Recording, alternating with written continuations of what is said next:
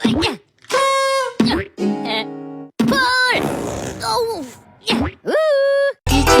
love for 'em, nigga breaking hearts. No keys, push to start. Yeah, you know what it is. Everything I do it big. Yeah, screaming that's nothing. When I pulled on the lot, that's nothing. Up in my town, you see me, you know everything. Black and yellow, black and yellow, black and yellow.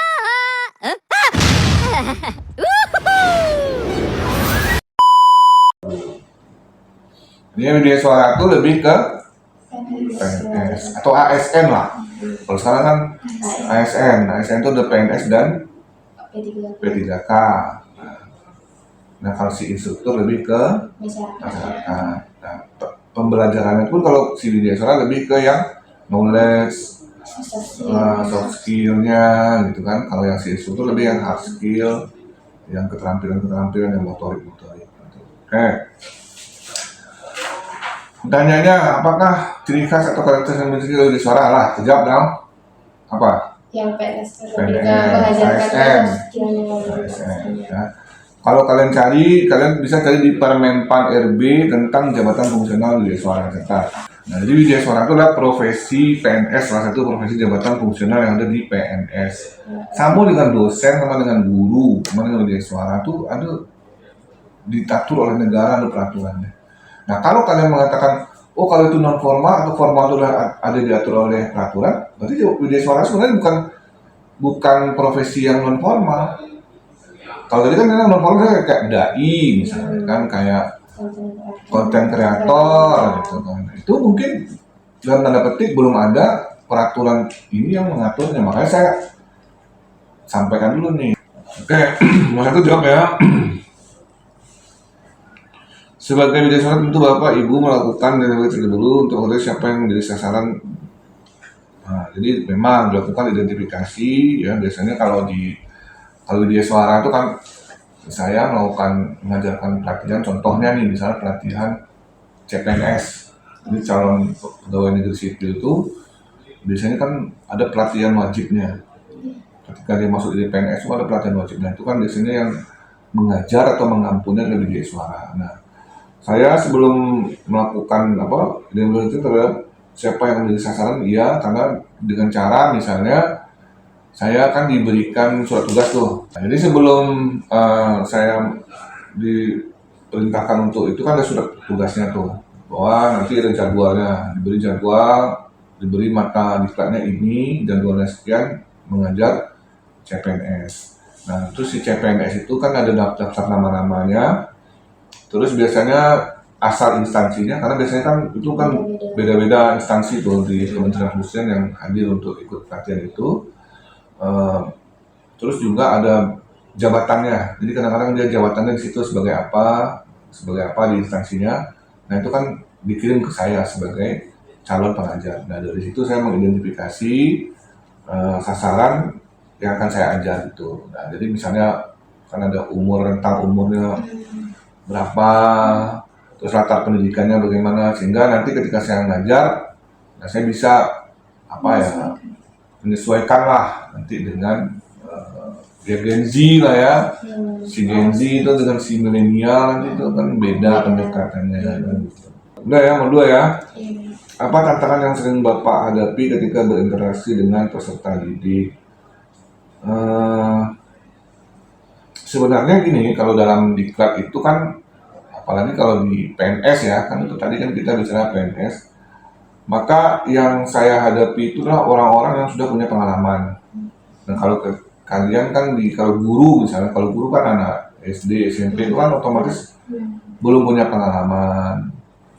Ya, terus kalau kayak di kampus juga kan ya masih belum punya pengalaman lah, dan tanda petik masih takut dengan nilai misalnya. Oh kalau kamu nanti ngelawan dosen, ngelawan guru nanti nilainya kasih E, kasih B gitu.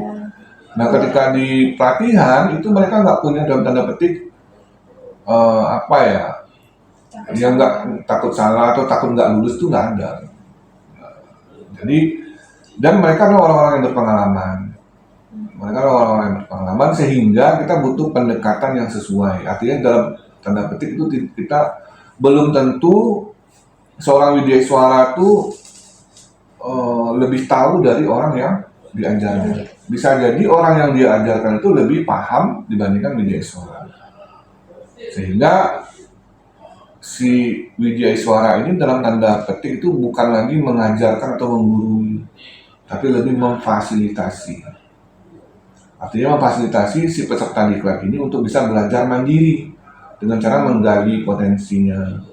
Misalnya kita berikan sebuah kasus. Nah, biasanya orang-orang berpengalaman yang sudah seperti itu kan, nah, bagaimana pendapat kamu, bagaimana pendapat Anda, bagaimana pendapat ini. Jadi mereka harus mendengar pendapat semua orang, akhirnya kita buat kesimpulan di kelas itu, oh berarti gini nih ya, kalau kasusnya seperti ini, kita akan seperti ini. Jadi lebih ke memfasilitasi.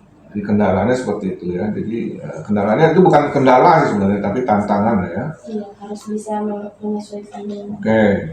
Bagaimana peran Widyaswara berkontribusi dalam pengembangan SDM di instansi pemerintah ya? Salah satunya itu ya, melalui peningkatan kompetensi SDM di instansi pemerintah. Mulai dari awal ya, saat masuk jadi CPNS itu sudah diberikan perhatian oleh Widyaswara.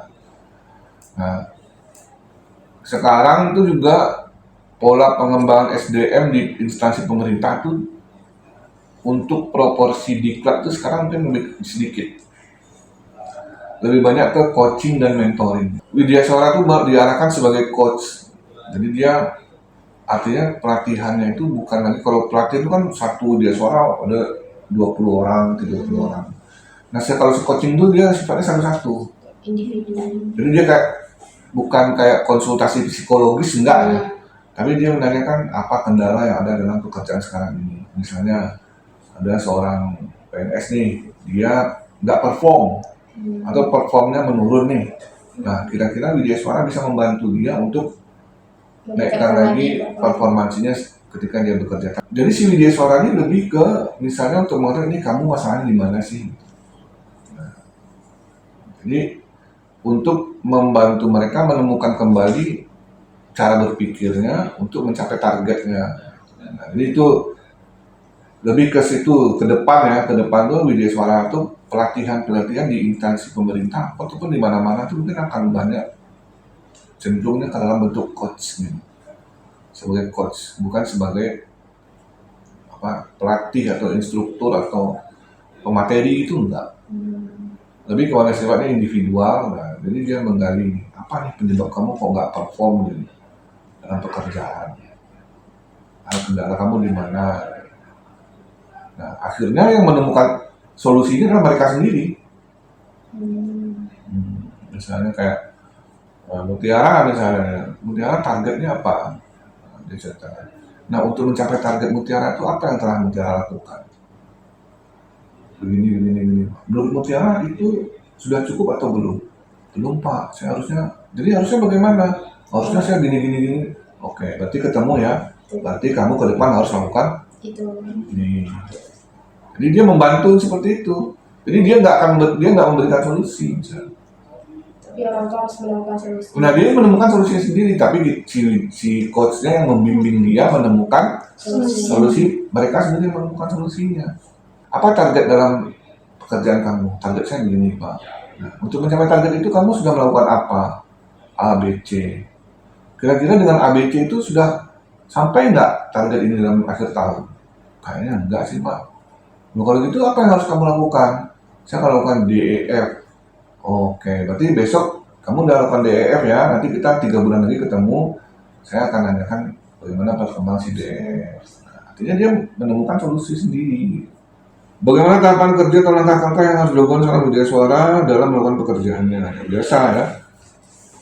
Kalau dalam melakukan pelatihan ya kita menyiapkan materi, silabus, kurikulum dan silabus, dan menyiapkan bahan ajar atau bahan tayang. Nah, itu tergantung nanti dengan update, disesuaikan dengan update peserta. Misalnya kalau pesertanya begini tuh contoh yang relevan atau apa, contoh yang up to date apa nih, misalnya supaya kita bisa relate dengan apa yang dibicarakan. Karena kalau dengan Gen Z kayak kalian sekarang ini kan, kalau diceramahi orang-orang yang tua kan apa nih musuh, apa sih boomer gitu kan, apa sih milenial sok-sokan kalian nggak ngerti dengan kalian ya. Nah, untuk sampai ke situ kan kita harus tahu nih backgroundnya seperti apa, contoh-contoh yang akan kita pakai seperti apa. Nah, itu kita masukkan ke dalam silabus misalnya, sehingga nanti mereka juga relate lah. Nah, mereka merasa wah dia bagian dari gua nih, gitu kan. Jadi nggak terkesannya tuh kayak apa sih sok tahu lah di dunia seperti sekarang ini nggak. Nah, jadi dia nggak butuh ceramah-ceramah yang kayak zaman kami dulu. Nah, kan kalian dengar tuh dari senior-senior kalian kan, wow, zaman abang dulu, zaman kakak dulu, udah ada ChatGPT. Kalian zaman ChatGPT, gampang sih, cari jurnal gampang, cari ini. Kami dulu, itu kan, ya itu karena nasib aja sih sebenarnya kalau kenapa zaman itu nggak ada ChatGPT gitu ya. Artinya, Kenapa akhirnya kecepatan? jadi kalian juga akan menemukan nanti di generasi bawah kalian juga mungkin apa yang terjadi kan. Gitu ya, jadi ya salah satunya bagaimana ya itu ya menyiapkan kurikulum silabus, bahan ajar dan mempelajari latar belakang dari calon pesertanya untuk menyesuaikan nanti bahan ajarnya. Apakah mengikuti pelatihan dan sertifikasi tertentu? Iya. Jadi untuk menjadi seorang widya suara itu harus lulus dalam uji kompetensi. Kalau sekarang uji kompetensi untuk profesi widya suara yang dilakukan oleh lembaga administrasi negara. Jadi yang memberikan uji kompetensi atau sertifikasi itu namanya LAN, lembaga administrasi negara. Oke, Black and yellow, black and yellow.